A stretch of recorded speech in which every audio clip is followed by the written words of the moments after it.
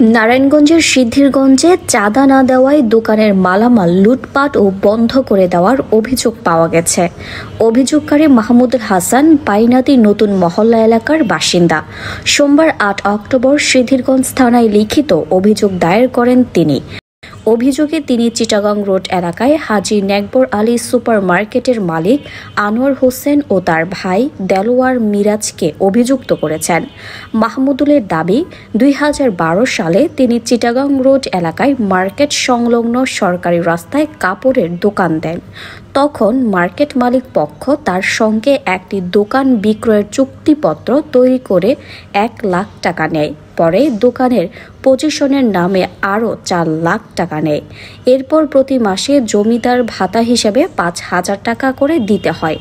১২ বছর শান্তিপূর্ণভাবে ব্যবসা চালানোর পর গত আগস্টে সরকার পরিবর্তনের পর থেকেই আনোয়ার ও দেলোয়ারের ইন্ধনে মিরাজ তার কাছে প্রতি মাসে ১০,০০০ টাকা চাঁদা দাবি করতে শুরু করেন।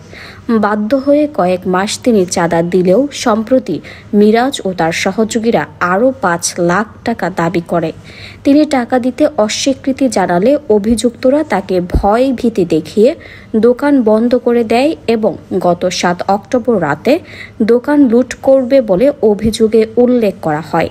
পরদিন সকালে দোকানে গিয়ে মাহমুদুল দেখতে পান দোকানের প্রায় ২,৫০,০০০ টাকার মালামালই নেই। পাশাপাশি দোকানের দারোয়ানও নিখোঁজ।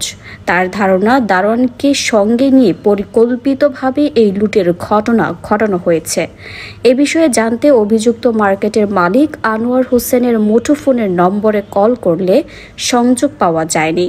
সিদ্ধিরগঞ্জ থানার সহকারী উপপরিদর্শক এএসআই ফিরোজ মিয়া সরকার জানান, এ বিষয়ে ভুক্তভোগীর লিখিত অভিযোগ পেয়েছি। অভিযুক্তদেরকে ডাকা হয়েছে।